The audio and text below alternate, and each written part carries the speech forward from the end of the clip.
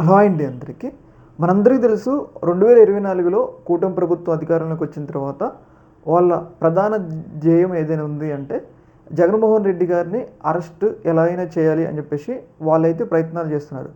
అందులో భాగంగా ఏదైతే గత ప్రభుత్వంలో లిక్కర్ స్కామ్లో దాదాపు 3,500 కోట్ల అవినీతి జరిగింది అని చెప్పేసి ఏదైతే ఆ కేసు విచారణ మీద ఒక సిట్ని కూడా ఏర్పాటు చేయడం జరిగింది. ఇందులో భాగంగా ప్రముఖ వ్యక్తుల్ని ఒక జగన్మోహన్ రెడ్డి గారిని తప్పితే మిగతా వాళ్ళందరినీ కూడా అరెస్ట్ చేయడం జరిగింది. రేపు మాపు జగన్మోహన్ రెడ్డి గారిని అరెస్ట్ చేస్తారన్న వార్తలు కూడా చాలా పెద్ద ఎత్తున వస్తూ ఉన్నాయన్నమాట. అయితే ఇలాంటి సందర్భంలో కొన్ని రోజుల నుంచి వస్తున్న వార్తలు ఏంటి అంటే ఈ కేసులో ఏదైతే సిట్ దగ్గర ఎలాంటి ఆధారాలు లేవు, ఓన్లీ వాంగ్మూలాల ద్వారానే అరెస్ట్ చేస్తుంది. కాబట్టి ఒకవేళ జగన్మోహన్ రెడ్డి గారిని అరెస్ట్ చేసినట్టయితే కోర్టు ఆయనకి రిమాండ్ ఇవ్వకపోవచ్చు అనేది ఒక అభిప్రాయం అంటే. ఎందుకంటే ఒక మాజీ సీఎంని అరెస్ట్ చేయాలంటే మినిమం ఆధారాలు అనేది చూపించాలి.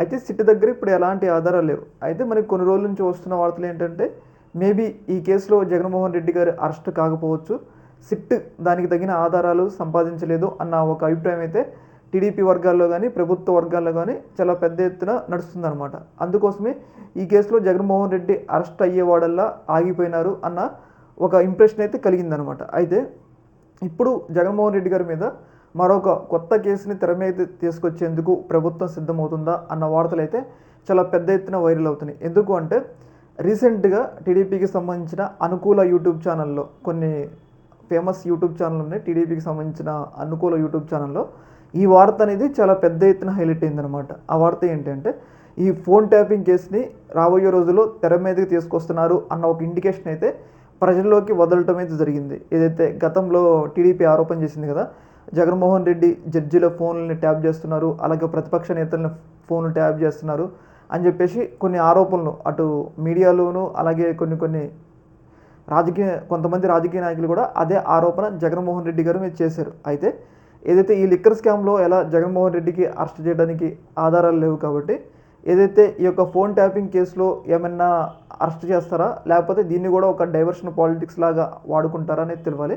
ఏదేమైనా కానీ ఏదైతే ఇప్పుడు లిక్కర్ స్కామ్ ఎపిసోడ్ అయిపోయింది, నెక్స్ట్ జగన్మోహన్ రెడ్డి గారి మీద ఈ ఫోన్ ట్యాపింగ్ అంశాన్ని తెర మీదకి తీసుకొస్తారు అన్న ఒక అభిప్రాయం అయితే వ్యక్తమవుతుంది. ఎందుకు అంటే జడ్జిలు ఫోన్లు ట్యాప్ చేశారు, ఒకవేళ చేస్తే అది పెద్ద క్రైమ్ అవుతుంది. కాబట్టి దాన్ని అడ్డం పెట్టుకుని ఆధారాలను అడ్డం పెట్టుకొని జగన్మోహన్ రెడ్డి గారిని అరెస్ట్ చేయడానికి మరొక కేసు ఏమన్నా చేస్తున్నారు, ఇంకో కేసు ఏమైనా ప్రయత్నాలు చేస్తున్నారా ఫోన్ ట్యాపింగ్ కేసు మీద అన్న ఒక ఇంప్రెషన్ అయితే కలుగుతుంది. ఎందుకంటే టీడీపీకి సంబంధించిన ఛానళ్ళు దీన్ని ప్రచారం చేస్తుంది కాబట్టి, అంటే ఇండికేషన్ ప్రకారం రాబోయే రోజుల్లో ఫోన్ ట్యాపింగ్ కేసులో జగన్మోహన్ రెడ్డి గారిని ఇబ్బంది పెట్టడానికి అవకాశాలు ఉన్నాయని చెప్పేసి మనకైతే తెలుస్తూ ఉందన్నమాట. చూడాలి మరి రాబోయే రోజుల్లో ఎలాంటి పరిణామాలు ఎదురైతే. ఒకటి మాత్రం వాస్తవం, ఎందుకంటే లిక్కర్ స్కామ్లో సరైన ఆధారాలు అనేవి సిట్ సృష్టించలేకపోయింది అనేది చాలామంది అంటే చెప్తున్నారు. ఎందుకంటే ఓన్లీ వాంగ్మూలాల ద్వారా అరెస్ట్ చేస్తున్నారు కాబట్టి సిట్ అనేది సరైన ఆధారాలు సేకరించలేకపోయింది. కాబట్టి ఇప్పుడు అరెస్ట్ చేసిన రిమాండ్ రాదు. కాబట్టి ఇప్పుడు ఆయన మీద ఈ ట్యాపింగ్ కేసు తెస్తున్నారన్న ఒక వాదన అయితే చాలా బలంగా వినపడుతుంది అనమాట. చూడాలి మరి రాబోయే రోజుల్లో ఎలాంటి పరిణామాలు ఎదురైతే అనేది. ఈ యొక్క అంశంలో మీ యొక్క అభిప్రాయాన్ని కింద కామెంట్లు తెలియజేయండి. ఓకే మరి, థ్యాంక్ యూ.